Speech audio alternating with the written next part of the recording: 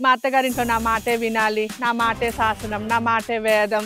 నా పిల్లలు ఎప్పుడు నేను చేసిన దానికి వంక పెట్టకుండా తినాలి, నేను మాట్లాడిన మాటకి ఎదురు చెప్పకూడదు, ఇతరులు ఎవరు నన్ను ఇర్రెస్పెక్ట్ఫుల్గా చూడకూడదు, అందరూ నాకే మర్యాద ఇవ్వాలి, నేనే అందరికన్నా టాప్లో ఉండాలి. ఇవి కాదండి రాయాల్సింది.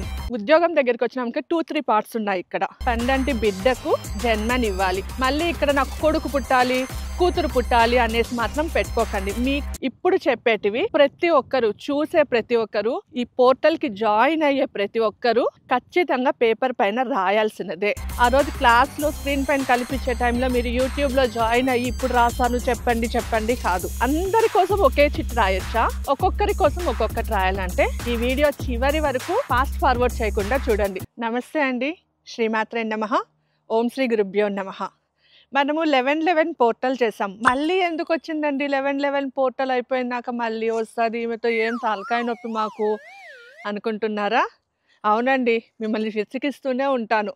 ఎందుకంటే మీ విషెస్ అన్నీ ఫుల్ఫిల్ అవ్వాలి. న్యాయమైన ధర్మమైన విషెస్, అలానే కర్మని తొలగించుకునేవి మీకు ఫుల్ఫిల్ అవ్వాలి. కాబట్టి నేను మీ వెనక వస్తూనే ఉంటానండి, మీరు చేయాల్సిందే. చాలామంది 11-11 పోర్టల్ని చేయలేకపోయారు. ఉదయం జరిగింది, అలానే నైట్ కూడా జరిగింది, కానీ కొంతమంది చేయలేకపోయారు. మరి మా విషెస్ ఫుల్ఫిల్ అవ్వవా అంటే దానికోసమే ఈ నవంబర్లోనే ఇంకొక పోర్టల్ ఉంది. అదే 29-11. 2+9 ఎంత? 11. తర్వాత వచ్చే మంత్ 11. సో 11-11 పోర్టల్ మళ్ళీ మీకోసం వస్తుంది. మరి ఇక్కడ ఇంకొక సందేహం కూడా వస్తుందండి. ఈ పోర్టల్లో మేము విష్ రాసి పెట్టగానే చాలామందికి ఇమీడియట్గా అయ్యింది అనేసి కమెంట్స్ పెడుతున్నారు. మరి మాకు కూడా జరుగుతుందా, జరిగిపోతుందా? 100% జరుగుతుందని మీరు భక్తి శ్రద్ధలతో చేస్తే కనీసం ఈ సంవత్సరంలో ఆ పోర్టల్లో మీరు రాసిన విష్ ఫుల్ఫిల్ అవ్వకపోయినా దానికి అనుసంధానమైన కర్మ అయినా తొలగిపోతుంది. సో ఏది జరిగినా మనకు మంచిదే కదా. ఎందుకంటే మనిషి ఆశాజీవి, ఎంత ఇచ్చినా ఇంకా ఏదో ఒక కోరిక పెట్టుకొని ఉంటారు. లాస్ట్ టైం పోర్టల్ చేసిన వాళ్ళు ఇవే మా కోరికలు, ఇవి తీరిపోతే మేము సంతోషంగా ఉంటాము అన్నారు. కానీ ఈసారి పోర్టల్లోకి వచ్చేటప్పటికి 3 పేపర్ల కోరికలు రాశారండి ఒక్కొక్కరు. కాబట్టి చచ్చిపోయే వరకు మనిషి ఆశాజీవి. ఆ ఆశా జీవితాన్ని పక్కన పెట్టి నమ్మకంతో మీరు చెయ్యండి, ఖచ్చితంగా కోరిక తీరుతుంది. లేదా మీరు రాసిన విష్కి ధర్మమైన దానికి ఖచ్చితంగా కర్మ తీరిపోయి ముందుకైనా సాగుతుంది. ఓకేనా? ఇప్పుడు క్లియర్ అయిందా? ఇప్పుడు పోర్టల్ గురించి తెలుసుకున్నాం. నెక్స్ట్ ఏంటి? సంకల్పాలు ఎలా రాసుకోవాలి? ఎలా రాసుకోవాలి? నాకు రోజు భోజనం దొరకాలి, నేను వంట వండితే మా ఇంట్లో వాళ్ళకి నచ్చాలి, మా పిల్లలు నా మాట వినాలి, ఇలాంటివి కాదండి. మా అత్తగారింట్లో నా మాటే వినాలి, నా మాటే శాసనం, నా మాటే వేదం. నా పిల్లలు ఎప్పుడు నేను చేసిన దానికి వంక పెట్టకుండా తినాలి, నేను మాట్లాడిన మాటకి ఎదురు చెప్పకూడదు, ఇతరులు ఎవరు నన్ను ఇర్రెస్పెక్ట్ఫుల్గా చూడకూడదు, అందరూ నాకే మర్యాద ఇవ్వాలి, నేనే అందరికన్నా టాప్లో ఉండాలి. ఇవి కాదండి రాయాల్సింది. రాసేదానికి ఒక అర్థం పర్థం ఉండాలి. డబ్బు గురించి రాయండి. ఎందుకంటే మానవుడు తన కుటుంబాన్ని తనని సంరక్షించుకోవాలంటే తనకి లక్ష్మీ కటాక్షం కావాలి. నాకు లక్ష్మీ కటాక్షాన్ని ప్రసాదించు. నేను ప్రతిరోజు రోజుని ఆరోగ్యవంతంగా గడపడానికి ఆరోగ్యాన్ని ప్రసాదించు. తర్వాత పిల్లలకి సద్బుద్ధిని సన్మార్గాన్ని ప్రసాదించు. మా పిల్లలు చదివిన చదువు ఎప్పుడు జ్ఞాపకం ఉంటూ మంచిని మాత్రమే నేర్చుకునే శక్తిని వారికి ప్రసాదించు. మరి అప్పులంటే నేను తీసుకున్న వారి దగ్గర ధనాన్ని రిటర్న్ ఇవ్వడానికి నాకు దారులు మార్గాలను చూపించు. ఇవన్నీ ఒక ఎత్తు.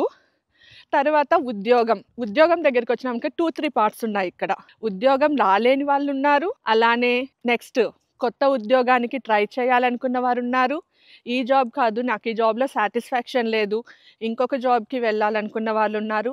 రైల్వే ఉద్యోగాలు, గవర్నమెంట్ ఉద్యోగాలు, చెప్పుకుంటూ పోతే ఉద్యోగాల లిస్ట్ కూడా చాలా ఉంది. కాబట్టి నేను నా చదువుకి సరిపడా నా మనసుకి తృప్తినిచ్చే ఉద్యోగాన్ని నాకు ప్రసాదించు. ఆ ఉద్యోగం ప్లేస్లో మీరు ఐటీ కావాలనుకుంటున్నారా, గవర్నమెంట్ జాబ్లో రైల్వేస్ కావాలనుకున్నారా, టీచర్ కావాలనుకున్నారా, డాక్టర్ కావాలనుకున్నారా, కలెక్టర్ కావాలనుకున్నారా, మీ విష్ని మీరు రాయండి. ఓకేనా? నాకు అనుగ్రహించు తల్లి. ఇవన్నీ రాసి ఆరోగ్యాన్ని ఖచ్చితంగా రాయండి. మా ఇంటిల్లి పాదికి ఆయురారోగ్యాలని ప్రసాదించు, జ్ఞానాన్ని ప్రసాదించు, జ్ఞాన జ్యోతిని వెలిగించు. తర్వాత ఇవన్నీ మనకున్న కోరికలు.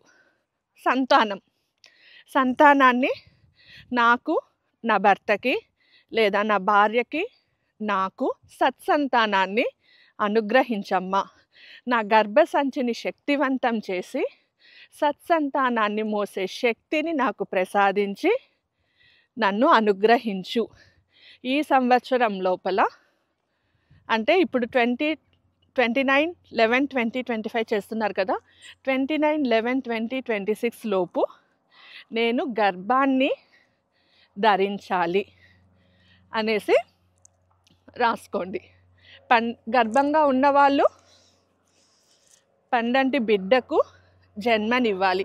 మళ్ళీ ఇక్కడ నాకు కొడుకు పుట్టాలి, కూతురు పుట్టాలి అనేసి మాత్రం పెట్టుకోకండి. మీకు ఏది అయితే రాసి ఉంటుందో ఖచ్చితంగా మీకు అది అనుగ్రహిస్తారు. మనకు ఇప్పుడున్న కలికాలంలో సంతానం కలగడమే చాలా అరుదైపోయింది. అలాంటిది సత్సంతానాన్ని ప్రసాదించమని వేడుకోండి, ఆరోగ్యవంతమైన సంతానాన్ని ప్రసాదించమని వేడుకోండి. అంతేకాని రిక్వైర్మెంట్లో నాకు కూతురు కావాలి, కొడుకు కావాలి, పుట్టగానే శుక్లమహార్దశలో పుట్టాలి అనేసి వేడుకోకండి. ఓకేనా? ఇవంతా మనిషి యొక్క బాహ్య కోరికలు. వ్యాపార అభివృద్ధికి. మళ్ళీ నాకు ట్రేడింగ్స్లో ఎట్లా పెట్టాలి, నేను ట్రేడింగ్ చేస్తున్నాను, దాంట్లో నాకు లాభం రాలేదు. ట్రేడింగ్ అన్నది కరెక్ట్గా స్టెబిలైజ్డ్గా ఉండదండి.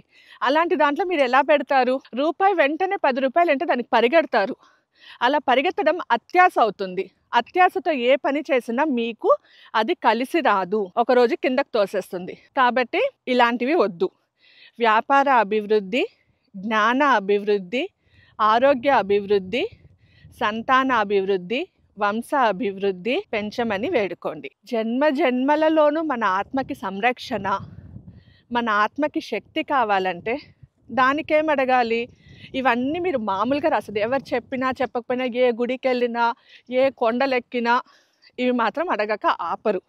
అవునా? అలానే ఇప్పుడు చెప్పేటివి ప్రతి ఒక్కరు చూసే, ప్రతి ఒక్కరు ఈ పోర్టల్కి జాయిన్ అయ్యే ప్రతి ఒక్కరూ ఖచ్చితంగా పేపర్ పైన రాయాల్సినదే.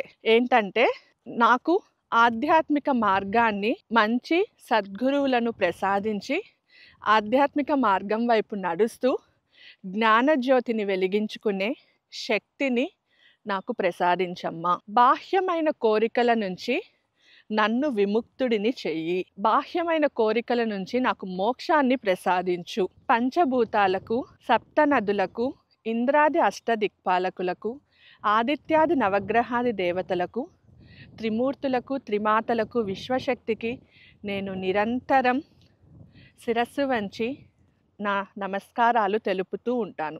వారికి నిరంతరం నా కృతజ్ఞతలు. ప్రతి ఒక్కరిని పంచభూతాలు ఆశ్రయించి సంతోషాన్ని, వాళ్ళ జీవితంలో వాళ్ళకి మంచి మార్గాన్ని చూపించే శక్తిని ప్రసాదించాలని కోరుకుంటున్నాను. ఇవి 2 మాటలు రాయండి. అలానే మందబుద్ధి అంటారు, లేజినెస్ అని అంటారు. నాకు లేజినెస్ పోవాలి అని రాయకుండా నేను నిరంతరం చైతన్యవంతంగా ఉండాలి, నా శరీర చైతన్యం క్షణక్షణానికి అభివృద్ధి చెందుతోంది, ఇలా రాయండి. మరి రాయమంటే ఆ రోజు క్లాస్లో స్క్రీన్ పైన కల్పించే టైంలో మీరు యూట్యూబ్లో జాయిన్ అయ్యి ఇప్పుడు రాసాను చెప్పండి కాదు. ఇప్పుడే రాసుకోండి, చదవండి.